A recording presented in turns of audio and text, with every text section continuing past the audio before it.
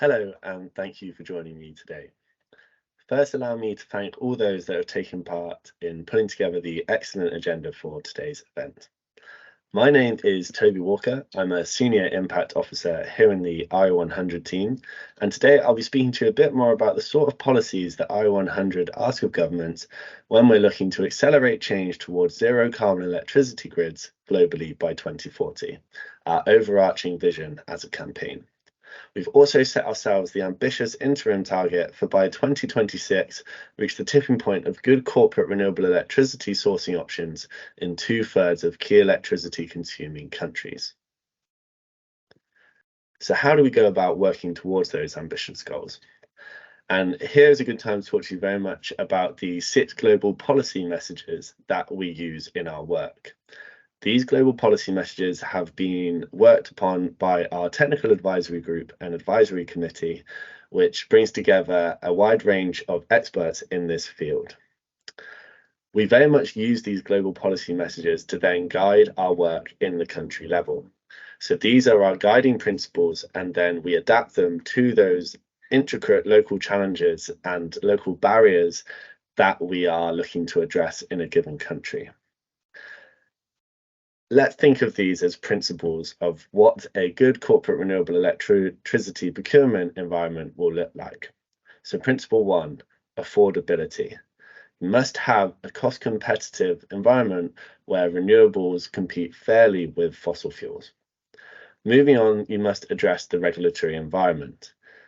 This is a crucial area for moving forward any area on renewable electricity. Following that, we have the accessibility in the market for different stakeholders in the space, followed by the availability of different procurement options for businesses. Then there is the investment principle. How can we be driving investment towards renewable electricity in the given country?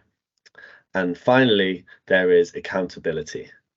So is the renewables that a business is procuring truly traced to a source that has helped bring additionality to the grid and is reported in a transparent fashion as well?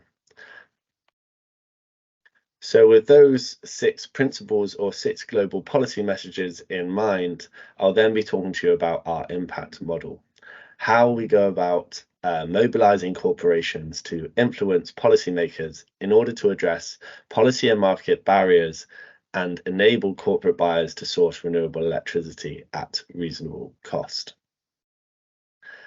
Here I'll be moving through these 5 stages, which then helps us go towards that tipping point I mentioned at the start. First off, we look to identify new contexts. We do this via a range of different formats, very much pulling upon the extensive research that we already do as an organization and keeping our ear to the ground with different organizations also working in the space.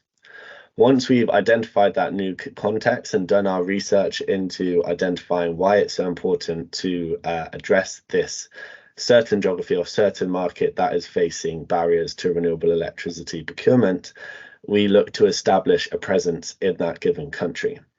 This can take on many different themes depending on what's already happening in the geography, but a key thing we like to do in this established presence stage is speak to those organizations that are already working in the space.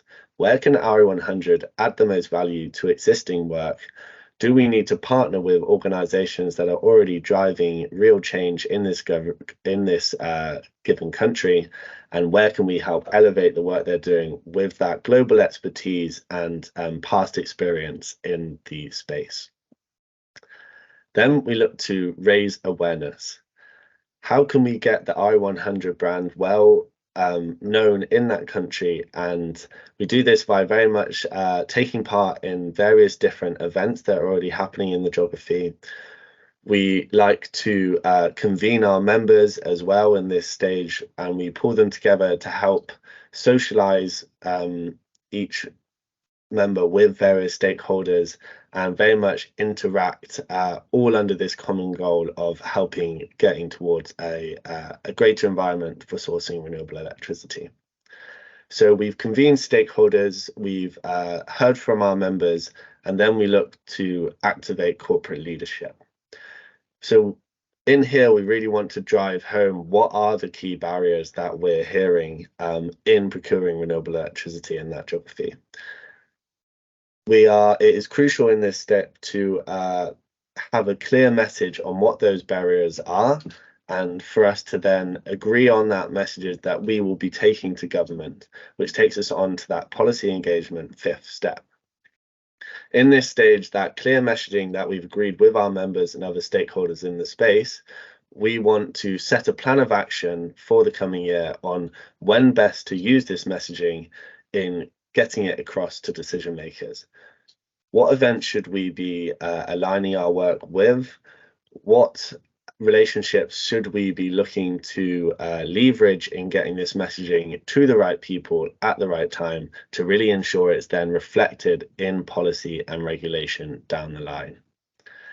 And all of these 5 stages are very much underpinned by the valuable source of our work in CDP reporting, that accountability of joining the Walker〡RE100 network, which gives us the insights to know the sort of barriers and issues that businesses are facing in a given geography, and which sources of procurement they're already using. And we use that valuable data and technical insights to then really drive home that policy engagement point. All of this work then helps us reach that tipping point of a good corporate renewable electricity sourcing environment that I mentioned at the start. So thank you very much for joining me today and listening to me talk, and I wish you all a great day at this event.